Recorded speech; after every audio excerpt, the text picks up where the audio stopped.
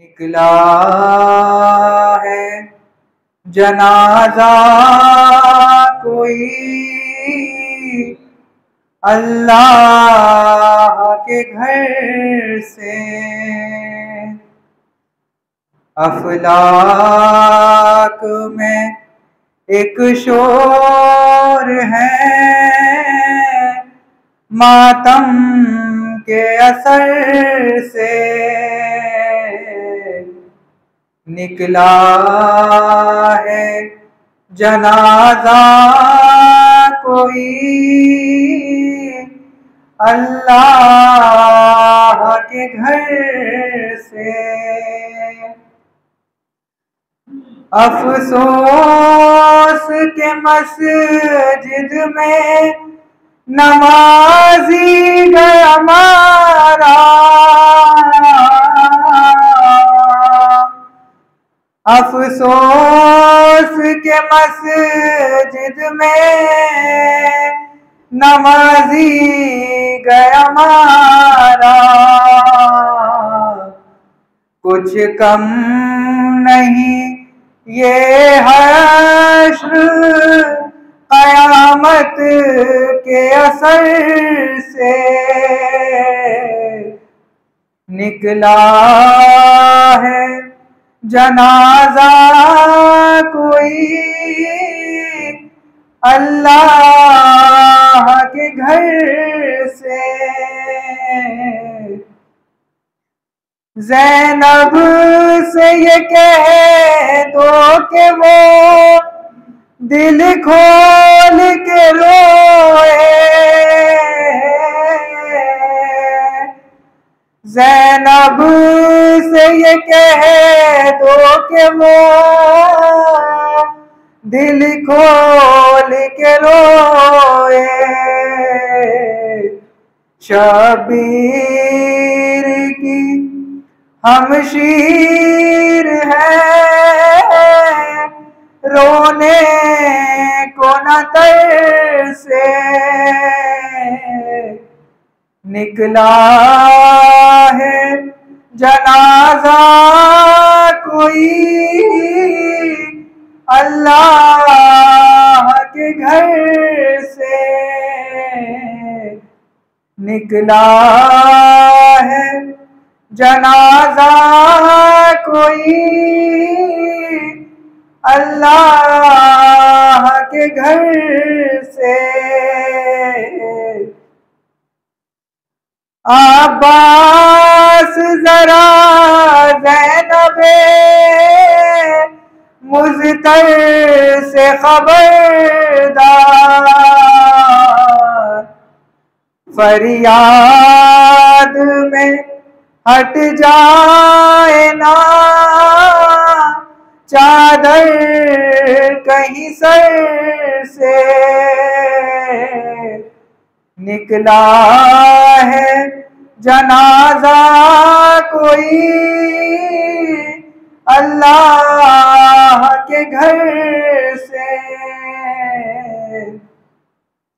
हाँ भूल न जाना इन्हें कूफे के मकीनों। गुजरेंगी ये शहज़ादियाँ इस राह गुज़र से। निकला है जनाजा कोई अल्लाह के घर से। अफलाक में एक शोर है मातम के असर से। निकला है जनाजा कोई अल्लाह के घर से। वर मोहम्मद वाले मोहम्मद। गुजारिश गुजार हूँ जनाब मौलाना मिर्ज़ा अफरोज़ नजफ़ी साहब से कि तशरीफ़ लाएँ। और अपने बयान से मजलिस को खिताब फरमाए बर मोहम्मद व आले मोहम्मद सल्लल्लाहु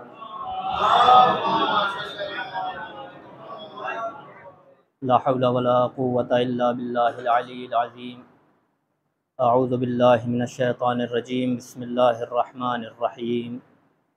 अल्हम्दुलिल्लाहि रब्बिल आलमीन। अस्सलातु वस्सलामु अला अशरफिल अंबिया'i वल मुरसलीन सय्यदना व नबियना व शफ़ीना व हबीब क़ुलूबिना व तबीब नुफूसिना मौलाना व मौला थक़लैन महबूब रब्बिल मशरिक़ैन वल मग़रिबैन जद्दिल हसन वल हुसैन अबिल क़ासिम मुहम्मद सल्लल्लाहु वस्सलामु अला अहलि बैतिहि तय्यबीन अत्ताहिरीन अल मासूमीन अल मज़लूमीन अल मुंतख़बीन अल मुंतजबीन वल्लअनतु दाइमतु अला अदाइहिम अजमईन मिन यौमिना हाज़ा इला क़ियाम यौमिद्दीन। अम्मा बअदु फ़क़द क़ाल अल्लाहु तबारकहु व तआला फ़ी मुहकम किताबिहिल करीम व हुवा अस्दक़ुल क़ाइलीन व क़ौलुहुल हक़। बिस्मिल्लाहिर रहमानिर रहीम। इन्ना अकरमकुम इंदल्लाहि अत्क़ाकुम। सलवात भेजें।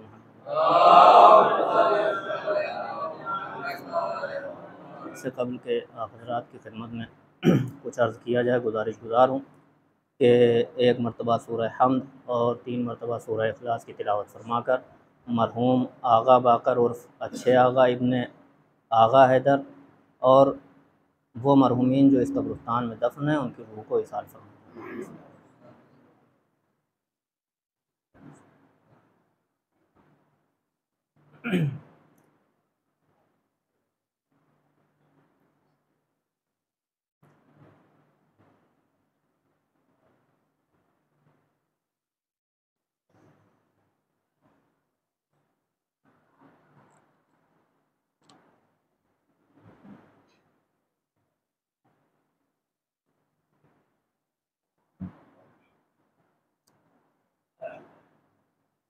सलावत भेजते मोहम्मद वाले।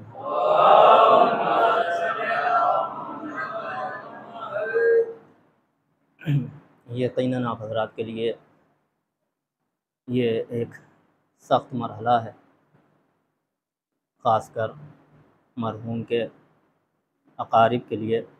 और मैं आप तमाम अकारिब की खिदमत में मरहूम के पुरसा पेश करता हूँ और ये हमारा जज्बा ईमानी है कि हमेशा हम अपने गम के ऊपर अहले बैत के गम को तरजीह देते हैं। हमारा गम बाद में है और अहले बैत का गम पहले है। चंद मारूज़ात बहुत जल्दी आप हज़रात की खिदमत में अर्ज़ करने हैं और अपनी मंजिल तक आ जाना है। इंसान का मकसद अव्वली जो है कायनात में आने का, वो इबादत है। अल्लाह ने इंसान को खल्क़ फरमाया और उसका असासी मकसद जो करार दिया वो ये कि हमने तुमको इस कायनात में इबादत के लिए भेजा है। और अल्लाह ने इंसान को हिदायत के ही लिए अक्ल जैसी नेमत से माला माल फरमाया। उसे अक्ल जैसी नेमत दी ताकि वो हिदायत के रास्ते पर चल सके, सिराते मुस्तकीम पर गामज़न हो सके, हक़ और बातिल में फ़र्क कर सके, जुल्मत और नूर को पहचान सके, इमाम हक़ और इमाम बातिल की पहचान कर सके। अव्वल मकसद जो इंसान का है वो इबादत है। और इंसानों के दरमियान अगर कोई तफरीक़ का मेयार है तो वो इबादत है। अल्लाह के यहाँ, अल्लाह की बारगाह में न कोई अमीर है, न कोई गरीब है, न कोई गोरा है, न कोई काला है, बल्कि उसके वहाँ अफजलियत का मेयार सिर्फ़ और सिर्फ एक है और वो है तक़वा। सिर्फ़ और सिर्फ एक मेयार है, वो है तक़वा। कुरान आवाज़ दे रहा है, इन्ना अक्रमकुम इंदल्लाहि अत्क़ाकुम। तुम में सबसे ज़्यादा अक्रम, सबसे ज़्यादा अज़ीज़ वो है जो सबसे ज़्यादा मुत्तकी है। हमारे यहाँ परवरदिगार कह रहा है कि हमारे यहाँ ना कोई गोरा है, ना कोई काला है, ना कोई छोटा है, ना कोई लंबा है, बस एक मेयार है हमारे यहाँ, वो है तक़वे का मेयार। अगर किसी के अंदर तक़वा होता है तो वो चाहे अफ्रीका की वादियों से निकल कर आए, चाहे उसका रंग सियाह हो, रसूल उसे अपने इतना पास कर लेते हैं कि उसे अज़ान के लिए मुअज्जिन करार दे देते हैं। अज़ीज़ान गिरामी, आप ज़रा गौर फरमाएं, क्या मर्तबा है जनाब बिलाल का कि जब अज़ान के लिए हुक्म दिया गया है, जब हुक्म आया अज़ान का, तो अब अरब हैं कि जो माल व दौलत में सबसे ज़्यादा हैं, सरवत में सबसे ज़्यादा हैं, चर्ब ज़बानी में सबसे आगे हैं, ऐसे ऐसे अशार कहते हैं कि जिनका लोग साल साल भर जवाब नहीं ला पाते, फसाहत, बलागत, हर चीज़ में माहिर हैं अरब। अब जब अज़ान का हुक्म आया तो हर इंसान ये सोच रहा है, अरब का हर इंसान ये सोच रहा है कि हमारे पास पैसा ज़्यादा है, हमारे पास ज़रो जवाहिर ज़्यादा हैं, आज रसूल अज़ान के लिए हमें आवाज़ देंगे, हमारी ज़बान फसी है, हम बलीग हैं, हमें आज रसूल अज़ान के लिए आवाज़ देंगे। लेकिन जब रिसालत माब की आवाज़ बुलंद हुई तो एक मरतबा रसूल कहते हैं, बिलाल जाओ और जाकर इस खजूर के दरख्त पर चढ़ जाओ और अज़ान दो। अज़ीज़ान गिरामी, एक मरतबा बिलाल आगे बढ़े, उस खजूर के दरख्त पर बिलाल चढ़ने लगे। मंजर ये है कि बिलाल आज खजूर के दरख्त पर नहीं चढ़ रहे हैं, बल्कि अरब की आज नखवत और घमंड को अपने कदमों तले रौंदते चले जा रहे हैं। अब जनाब बिलाल अज़ान दे रहे हैं, रसूल के इतने करीब हैं जनाब बिलाल, तो मेयार सिर्फ और सिर्फ एक है, तकवा। हमारे पास दो मिसालें मौजूद हैं, एक घर के बाहर की मिसाल जनाब बिलाल, एक घर के अंदर की मिसाल जनाब फिज़ा। तकवा जब इस मेयार पे होता है तो सिर्फ जन्नत में सैयदा की रोटियां नहीं जाती हैं, फिज़ा की रोटियां भी जाती हैं। एक सलावत भेज दे मोहम्मद वाले में। आज जन्नत में फिज़ा की रोटियां भी जाएंगी। तो मेयार सिर्फ और सिर्फ एक है, तकवा। और अल्लाह ने कहा है कि तुम जाओ, तुम्हें हिदायत के रास्ते दिखा दिए गए हैं, अब चाहे तुम शुक्रगुजार बन जाओ, चाहे तुम कुफ्र अख्तियार कर लो। लेकिन देखो, हमारे यहाँ अगर तुम शुक्रगुजारी के साथ आओगे तो तुम्हारे लिए जजा है, अगर कुफ्र अख्तियार करोगे, कुफरान नेमत अख्तियार करोगे तो तुम्हारे लिए सजा है। जैसा करोगे वैसा पाओगे। जिस तरह से तुमने इस दुनिया में अमल अंजाम दिया, हम उसी तरह से तुम्हें जजा और सजा देंगे। जिस तरह से भी तुम इस दुनिया में जिंदगी गुजारोगे, आवाज आ रही है, कुरान कह रहा है कि वमन यामल मिस्काला ज़र्रतिन खैर यराहु, अगर तुमने जर्रा बराबर भी खैर किया है तुम मुतमईन रहो, तुम उसे देखोगे। वमन यामल मिस्काला ज़र्रतिन शर यराहु, और अगर तुमने जर्रा बराबर भी शर किया है तो तुम उसे देखोगे। जैसा करोगे वैसा तुम्हारे सामने आएगा। अगर आज तुम अपने बाप से बदसलूकी कर रहे हो तो देखो, मुतमईन रहना, उस वक्त तक दुनिया से न जाओगे जब तक इस बदसलूकी का अंजाम न देख लो। अल्लाह के यहाँ ऐलान कर रहा है अल्लाह कि अगर नेक अमल अंजाम दोगे तो तुम्हारे लिए जजा है। और अज़ीज़ान गिरामी, मैं अर्ज़ करूं कि अगर इस कॉन्सेप्ट को खत्म कर दिया जाए, जजा और सजा के कॉन्सेप्ट को, तो इसका सीधा असर अल्लाह की अदालत पर पड़ेगा। सीधा असर अल्लाह की अदालत पर पड़ेगा। वो कैसे? अगर नेक अमल पर जजा न दे अल्लाह और बुरे अमल पर सजा न दे वो पालने वाला, तो उसकी अदालत पर हर्फ आता है। किस तरह से? जिस तरह से बाज़ मुस्लिमीन का अकीदा है, अदालत उसूल दीन में नहीं है। किस तरह से? इसका अंजाम और नतीजा ये होगा कि अब अल्लाह, एक इंसान जिसने जिंदगी भर तकवे के आलम में गुजारा, अब चूंकि जजा और सजा का कॉन्सेप्ट ही नहीं है, तो अल्लाह अगर चाहेगा तो उसे जन्नत के बजाय जहन्नम में डाल देगा। और एक दूसरा इंसान है कि जिसने जिंदगी भर बुरे अमल अंजाम दिए हैं, अल्लाह चाहेगा तो उसे जन्नत में भेज देगा। तो जरूरी है कि जजा और सजा का कॉन्सेप्ट हमारे दीन में होना चाहिए, इसलिए कि इसके ऊपर मजहब की बुनियाद टिकी हुई है। और अज़ीज़ान गिरामी, आप गौर फरमाएं, बस दो चार बातें बहुत जल्दी जल्दी मुझे अर्ज करना है कि यह जजा और सजा, हर इंसान जो भी अमल अंजाम देता है वो सिर्फ जजा के लिए अंजाम देता है। कि हम नमाज पढ़ रहे हैं तो हमें जजा चाहिए अल्लाह की बारगाह से, हम गुनाहों से बच रहे हैं तो हमें जज़ा चाहिए अल्लाह की बारगाह से। लेकिन ये जज़ा कुरान ने जो बयान किया दो तरह की हैं। बाज़ लोग अपने नेक आमाल की जज़ा जो चाहते हैं वो सिर्फ और सिर्फ दुनिया में चाहते हैं, और बाज़ ऐसे हैं जो अपने आमाल की जज़ा चाहते हैं वो दुनिया में नहीं चाहते बल्कि आखिरत में चाहते हैं।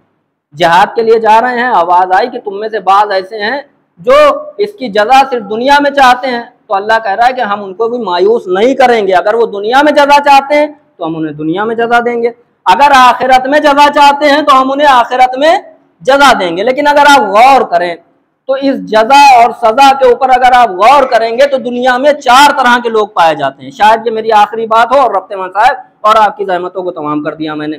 4 तरह के लोग पाए जाते हैं। बाज़ वो हैं कि जो नेक आमाल अंजाम देते हैं और उनका मकसद, उनका मतमाए नज़र सिर्फ और सिर्फ ये होता है कि हमें इसकी जज़ा इस दुनिया में ही मिल जाए। बहुत से लोग ऐसे होते हैं कि जो ज़रा सी परेशानी में मुब्तला होते ही ये शिकायतें करने लगते हैं कि हम नमाजें भी पढ़ रहे हैं, रोज़े भी रख रहे हैं, सब कुछ कर रहे हैं, लेकिन क्यों परेशान हैं। होना तो ये चाहिए था कि जब हम तकवा अख्तियार किए हुए हैं तो दुनिया में हमें आराम मिलनी चाहिए थी। तो ये उस तरह के लोग हैं कि जो अपने इबादत का सिला सिर्फ और सिर्फ इस दुनिया में चाहते हैं। दूसरे कौन है? दूसरी किस्म कौन सी है? दूसरी किस्म वो है कि जो अपने नेक आमाल का बदला दुनिया में नहीं चाहते, आखिरत में चाहते हैं। जनाब अबूजर से किसी ने पूछा कि अबूजर तुमने इस दुनिया में घर क्यों नहीं बनाया, किस तरह से तुम जिंदगी गुजार रहे हो, इस दुनिया में तुमने घर क्यों नहीं बनाया? क्या खूबसूरत जवाब दिया जनाब अबूजर ने। जनाब अबूजर कहते हैं कि जिसके महल जन्नत में तामीर हो चुके हैं उसे दुनिया में घर की क्या जरूरत है। तो ये 2 किस्में हो गई। तीसरी किस्म हुआ है कि जो इस दुनिया में भी जज़ा चाहते हैं, आखिरत में भी जज़ा चाहते हैं। वो कौन लोग हैं?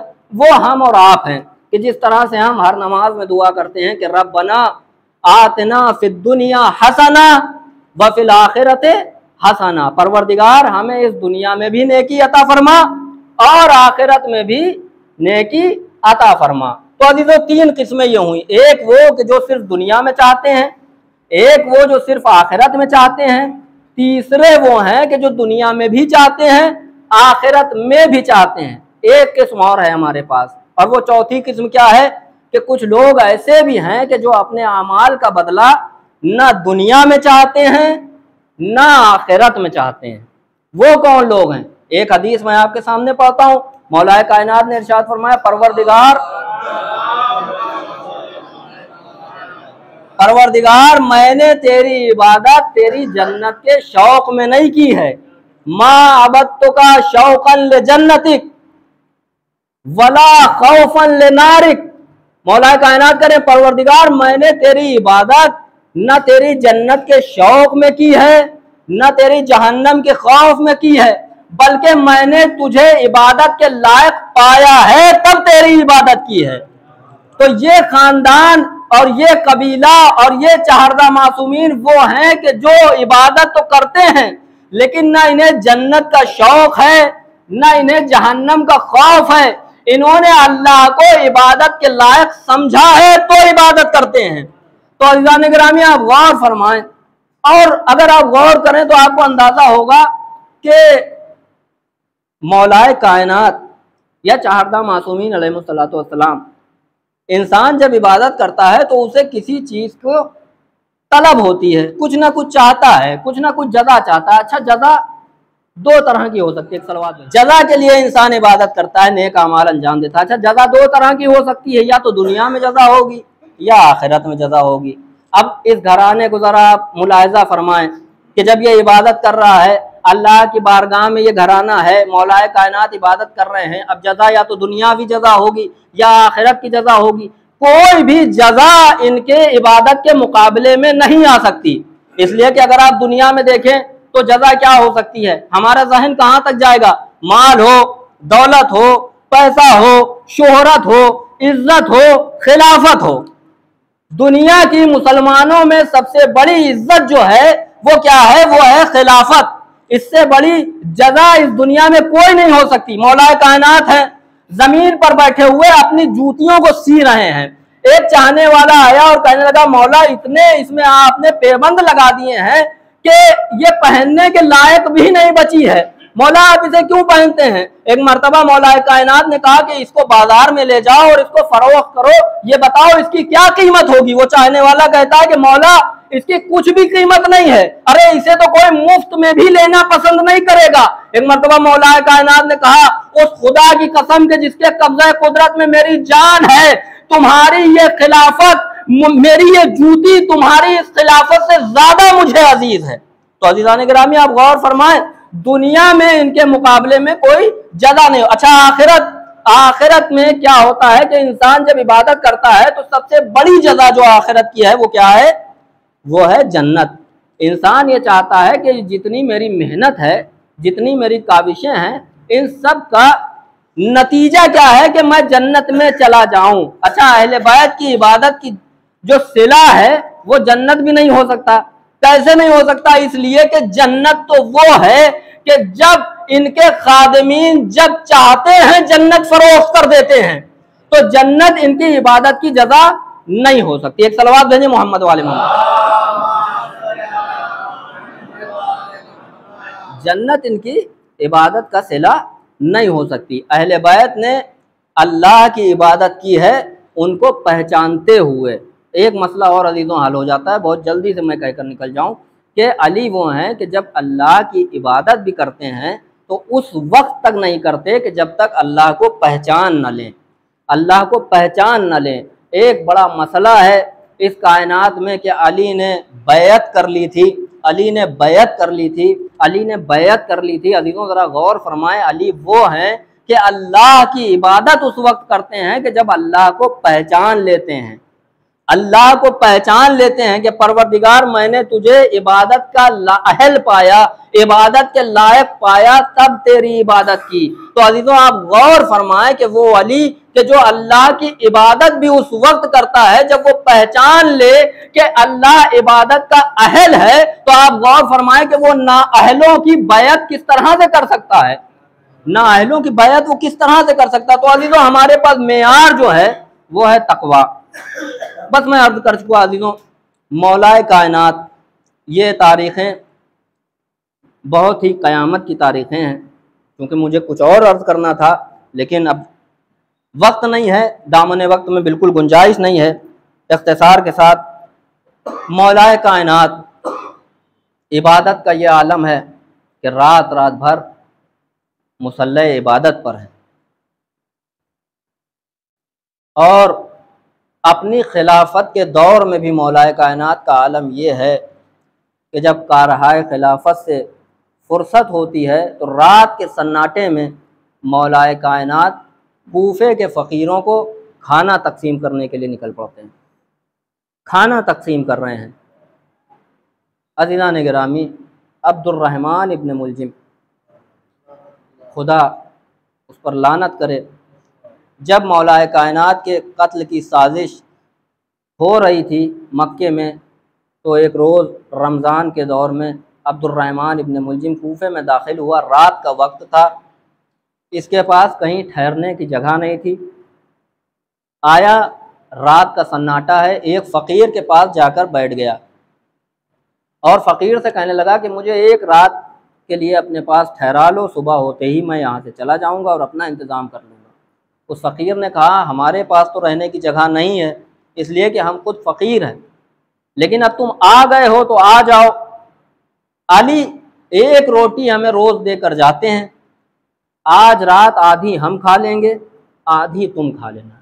गौर फरमाया अज़ीज़ान गिरामी, मौलाए कायनात की शख्सियत क्या है। मौलाए कायनात रात का वक्त हुआ, मौलाए कायनात अपने वतीरे के मुताबिक रोटियां लेकर तकसीम करने के लिए निकले।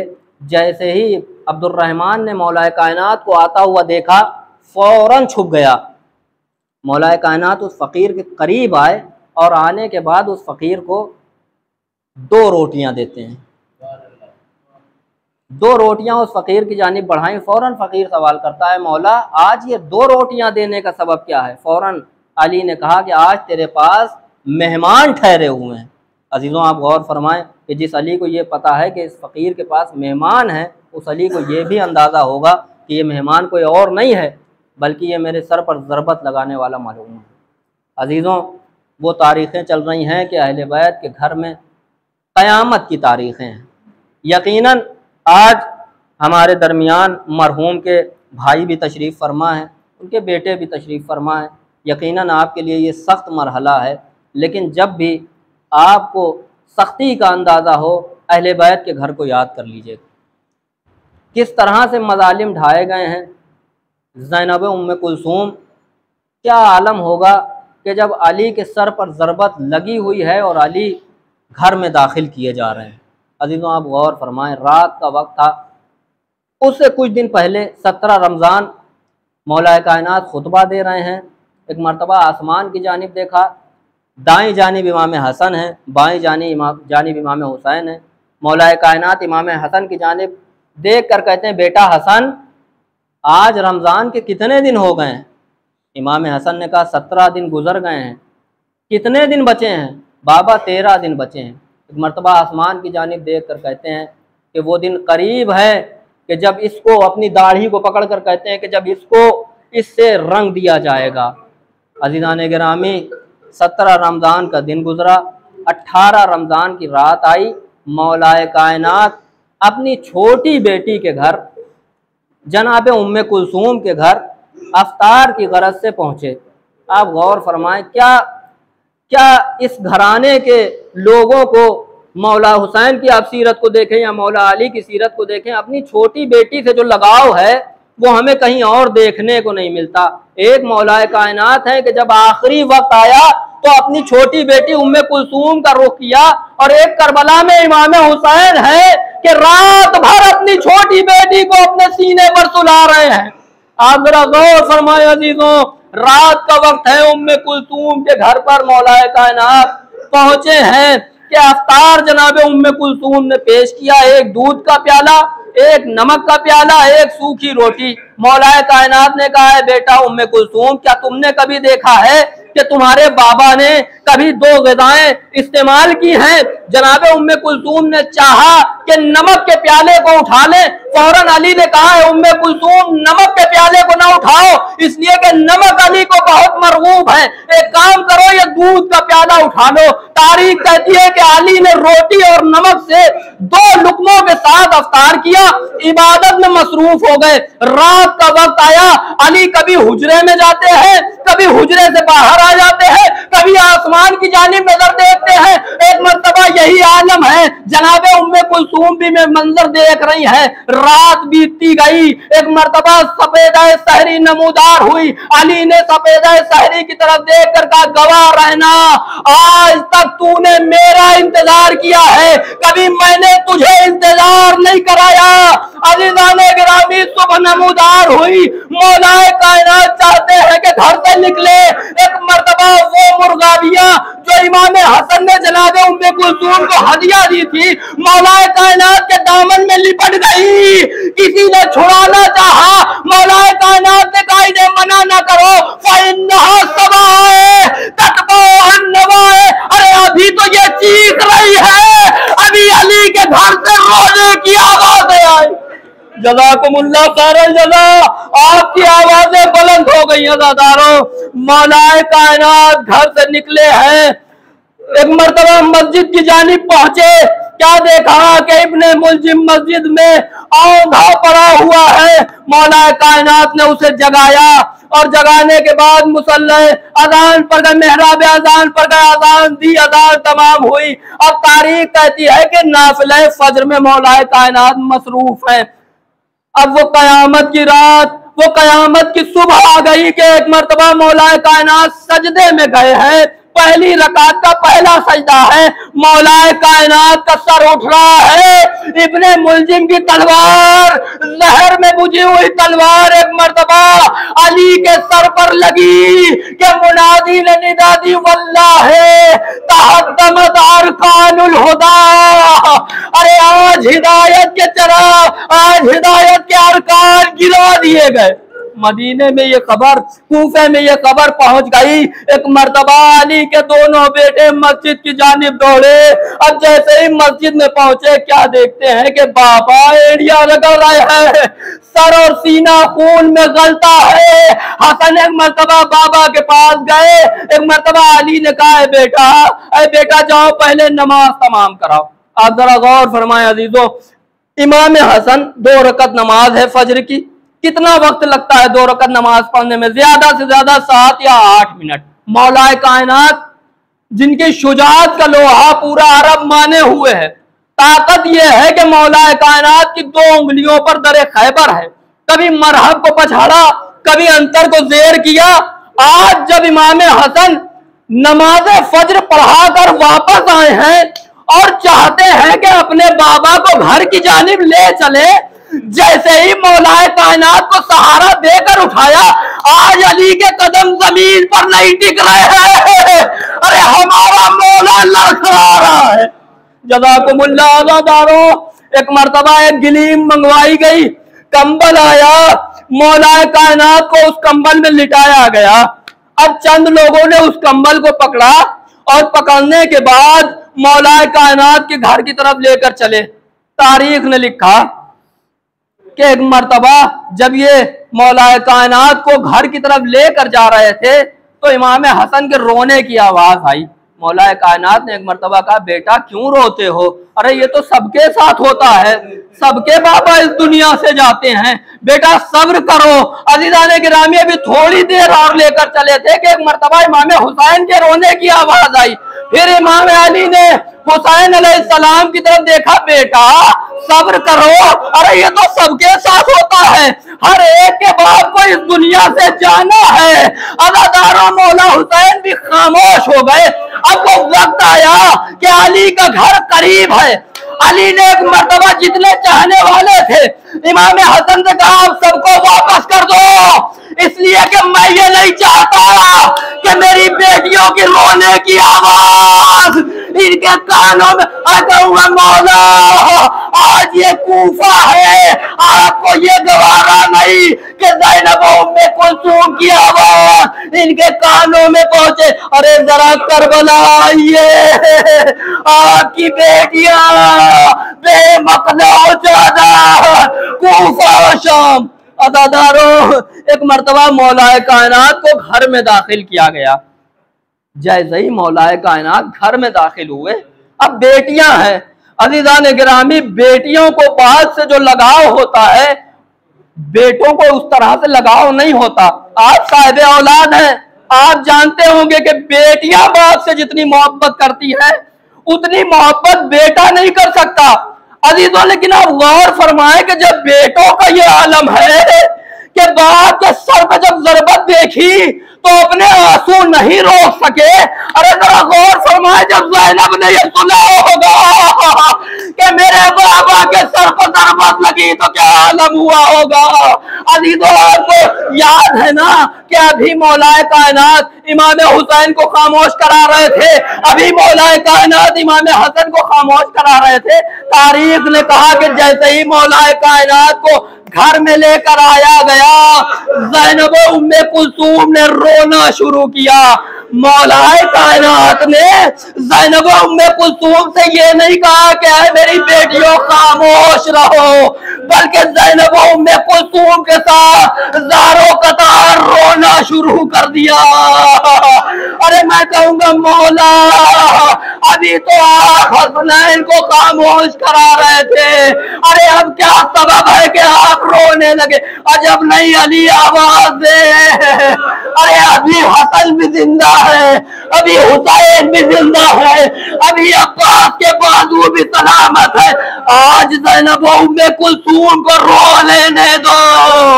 अरे एक वक्त ऐसा भी आएगा कि ज़ैनब अपने भाई हुसैन पर रोना चाहेगी, तमाचे मारे जाएंगे।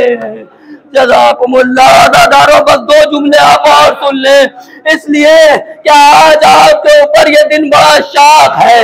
लेकिन मैं आपसे कहूंगा कि जब भी आपको मुसीबत का एहसास हो, अहले बैत के घराने को अपने मतमे नजर रखिए, अपनी नजरों के सामने रखिए। एक तो ये मंजर है ना, चूंकि आज एक ज़ईफ का भी इंतकाल हुआ, उसके बरादर मोहतरम भी यहाँ पर मौजूद, तमाम अकारिब भी मौजूद। मैं कहूँगा, जब भी आपको एहसास हो गम का, जरा करबला की तरफ नजर कर लेना, आपके अपना गम हल्का लगने लगेगा। अरे करबला में 57 बरस का बूढ़ा हुसैन है, जज़ाकुमुल्लाह अज़ादारो। बस 2 जुमले और आपकी रहमतों को तमाम कर दिया। 57 बरस का बूढ़ा हुसैन, आखिरी वक्त है। नन्ही सी बच्ची सकीना एक मर्तबा हुसैन चाहते हैं कि मक्तल की जानिब जाए। अज़ादारों रहवार से बार बार कह रहे हैं, ऐसे बाबा एक मर्तबा मक्तल की जानिब पहुंचा दे, एक मर्तबा मक्तल की जानिब पहुंचा दे, लेकिन रहवार आगे नहीं बढ़ता। अज़ादारों एक मर्तबा रहवार ने अपनी ज़बाने बेज़बानी में इशारा किया तो कयामत हो गई। इमाम ने क्या देखा कि जुलजना के पिछले कदमों से एक नन्ही सी बच्ची लिपटी हुई है और कह रही है कि नींद आएगी जब आपकी बू पाऊंगी बाबा। अरे मैं रात को मक्तल में चली आऊंगी। जज़ाकुमुल्लाह अज़ादारो। एक मर्तबा इमाम हुसैन अलैहिस्सलाम जुलजना से नीचे उतरे। ऐ बेटी क्या कहती हो? ऐ बाबा क्या मुझे कभी आपके सीने के बगैर नींद आई है? अरे फरमाया निकलती नहीं सैदानियां बाहर, फरमाया निकलती नहीं सैदानियां बाहर, सीने पे सुलाएंगी तुम्हें रात को मादर। वो कहने लगी सोएंगे कहाँ फिर अली अकबर। शाह ने कहा बस जिद न करो, सदके में तुम पर। अरे रात होएगी और दश्त में हम होएंगे बेटी, असगर मेरे साथ आज वही सोएंगे बेटी। अज़ादारों सकीना को रुखसत किया। हुसैन मैदान करबला में पहुंचे, जंग करते जाते हैं। ए बेटा अकबर उठो बाबा की जंग देखो, ए अब्बास उठो बाबा की जंग देखो। वो वक्त भी आया कि हुसैन से अब्दुल जना पर संभला नहीं जाता। जमीने करबला पर तशरीफ लाए, शिम्र का कुंद खंजर, फुरात का पानी। इन्ना लिल्लाहि व इन्ना इलैहि राजिऊन। परवरदिगार तुझे वास्ता मोहम्मद वाले मोहम्मद का हमारी इस मुख्तसर सी अज़ा को कबूल फरमा ले। परवरदिगार तुझे वास्ता मोहम्मद वाले मोहम्मद का मग़फ़ूर के मरहूम मग़फ़ूर के दर्जात बुलंद फरमा, उनको जन्नत में आला मकाम अता फरमा, तमाम अकारिब को सब्र जमील अता फरमा। परवरदिगार दुआओं में सबसे बड़ी दुआ ये है कि हमारे इमाम ज़माना के ज़हूर में ताजील फरमा और हमको उनके अवान में शुमार फरमा। रब्बना तक़ब्बल मिन्ना इन्नका अंतस समीउल अलीम।